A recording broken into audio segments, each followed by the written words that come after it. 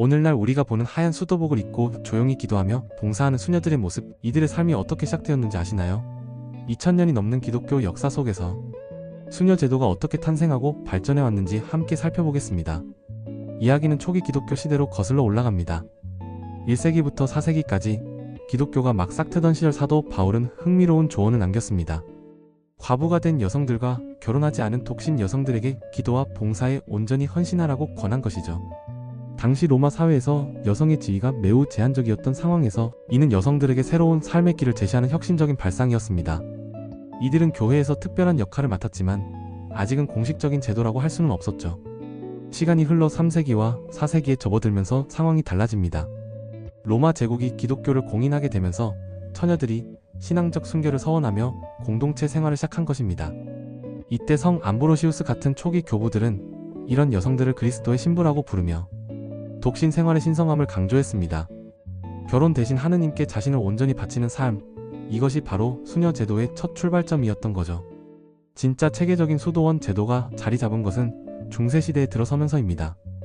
6세기 성 베네딕투스가 남성 수도원을 위한 규칙을 만들었는데 흥미롭게도 그의 쌍둥이 자매인 성 슈콜라스티카가 최초의 여성 수도원 중 하나를 설립했다고 전해집니다. 남성 수도원의 규율을 여성 공동체에도 적용하기 시작한 것이죠. 중세 유럽에서 여성 수도원은 단순히 기도하는 곳이 아니었습니다. 교육의 중심지이자 병원이고 가난한 사람들을 돌보는 사회복지기관이었죠. 12세기 빙인의 힐데가르트 같은 수녀는 신학자이면서 동시에 작곡가로 활동하며 여성 수도자의 지적 영향력을 세상에 보여주었습니다. 그녀의 음악은 지금도 연주되고 있을 정도로 뛰어납니다. 이 시기에 탁발 수도회도 등장합니다. 프란치스코회와 도미니코회는 주로 남성 중심이었지만 성 프란치스코의 제자였던 성 클라라가 여성 공동체를 이끌며 가난과 겸손을 실천하는 새로운 방식의 수도 생활을 보여주었죠. 16세기에 들어서면서 큰 변화가 일어납니다.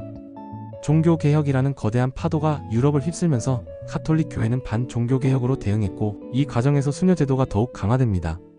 우르술라회 같은 새로운 여성 수도회가 생겨나면서 특히 여성 교육에 힘을 쏟았습니다. 당시로서는 파격적인 일이었죠.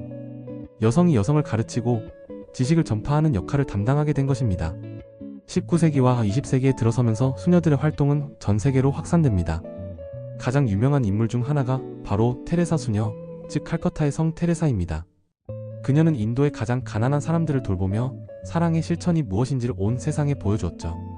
이 시기 수녀들은 병원을 세우고 학교를 운영하고 고아원을 설립하면서 사회의 가장 소외된 계층을 위해 헌신했습니다.